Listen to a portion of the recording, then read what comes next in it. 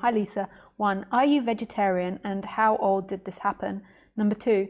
I still have concerns about how to gain money. Does this mean that living without any concerns means also that you don't have to worry how or what to do for a living?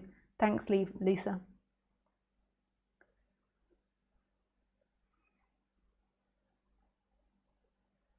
Society and like the way in which the networks of our society work and the way that you get money is by producing something. So it's like energy. You produce something in which other people want. And if you don't produce something in which other people want, then you won't be able to trade. So not doing that means that you won't have the ability to trade.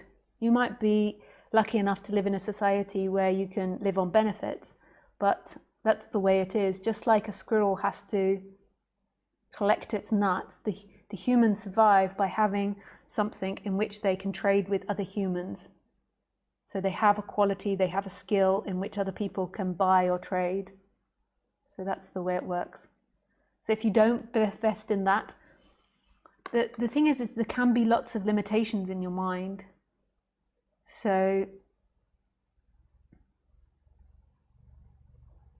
you might have a limitation that says, I have to work really hard in order to have something or in order to earn money. And these limitations aren't true.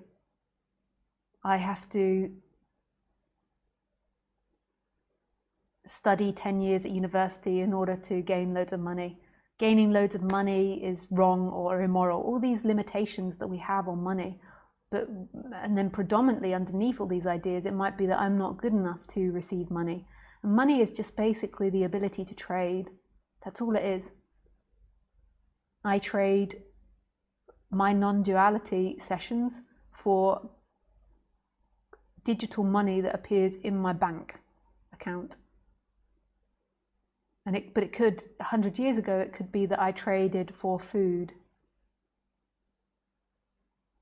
Like that's what it was in India. Like the Buddhists, they taught, but they never asked for money for their teaching, but then they walked around the streets and they had a bowl, and then the locals are expected to fill up the bowl for food. We don't have that in this society now. And are you a vegetarian and how did this happen?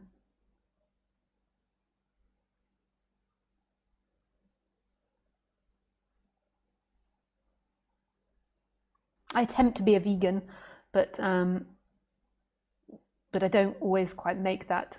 So I eat eggs sometimes, and sometimes I eat cheese.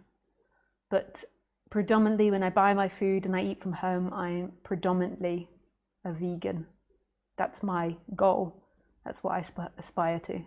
But it doesn't always happen.